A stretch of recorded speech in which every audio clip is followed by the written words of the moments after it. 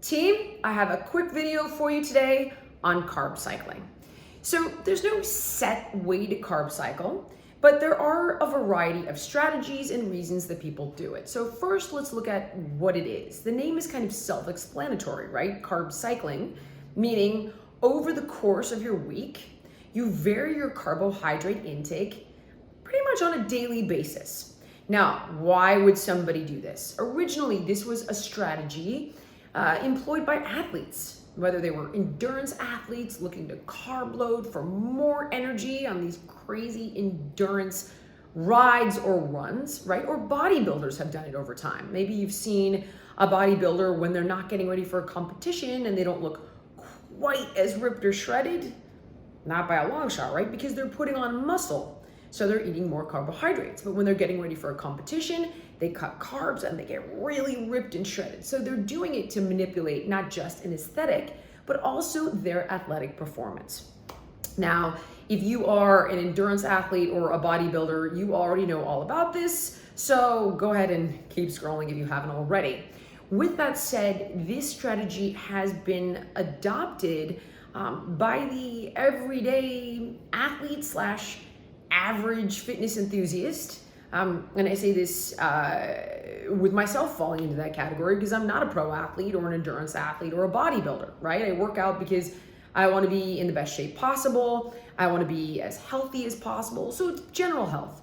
But in addition, if you think that carb cycling is a good weight loss strategy, it really is not. And that's something that I want to look at. So if your goal is weight loss or overall health and wellness, there's no reason to carb cycle.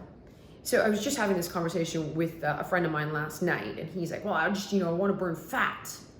Okay, well, we go back to the conversation of what is fat. Now, what fat does in the body and how it impacts your health and your biochemistry is a different conversation, but what is it? Essentially, it's stored energy.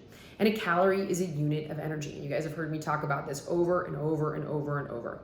And now you're gonna say, well, calories are not all created equal. It's not true. Calories are created equal.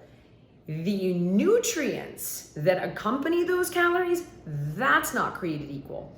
But again, it's a different conversation. If we're looking at your overall health, then yes, the quality of your food makes a really big difference. But ultimately, if you want to lose fat, you got to eat less and you got to move more. And of course, I would much prefer you use common sense with your food choices. But cutting out carbs is not that common sense choice. In fact, there are plenty of excellent carbohydrates that are fantastic for you, right? Whole grains, fruits, vegetables, legumes, these things are loaded with fiber and micronutrients. Micronutrients, vitamins, minerals, there's digestive enzymes, phytonutrients, antioxidants, all kinds of super stuff in these foods. So it's not gonna optimize your health to cut carbs. It's the quality of your carbs that will have an impact, right? So another thing that isn't created equal would be your carbohydrates. So if you wanna cut carbs, cut the junk. Get rid of the refined sugars and the processed grains, right? Anything that's white in your food is pretty much bad. And I'm not talking about white chicken breast, but I'm talking about the white breads, the white rice, the white pasta, right? The white sugar. You get the deal. You know the drill. I know you do. Now those kinds of processed foods can impact your metabolism over time because that junk can impact your biochemistry, and your biochemistry impacts your metabolism, how many calories you burn in a day without being active, just through your daily involuntary bodily activities, right? Like breathing, your hair growing. You eat junk over time, you're gonna lower that number of your daily burn. Now, it won't be overwhelmingly significant, which brings me back to the point that the best strategy for weight loss is moving your body, eating less calories, and then, because we kind of care about your overall health and wellness, making common sense choices with your food. So carb cycling isn't gonna get it done if you're trying to lose weight, or if you're combining all that stuff, right? You're moving and you're eating less, but you're cycling your carbs. It absolutely won't hurt. It overcomplicates things. It's unnecessary. And you could be cutting out all that good stuff on a variety of days for no reason.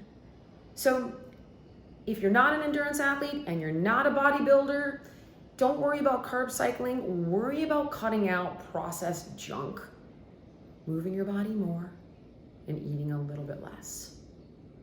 Ta-da. Okay, team, don't forget, I created this channel just for you guys. So click like, subscribe, and let me know what you want to hear more about. If it's diet, fitness, wellness, mindfulness, I'm here for you. So give me your feedback.